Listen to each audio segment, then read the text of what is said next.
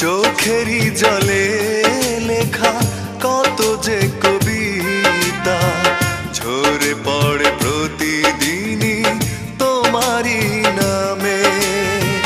চোখেরই জলে লেখা কত যে কবিতা ঝরে পড়ে প্রতিদিনই তোমারই নামে।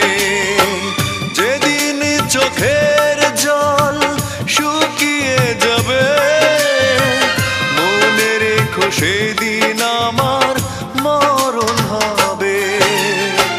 চোখেরই জলে লেখা কত যে কবিতা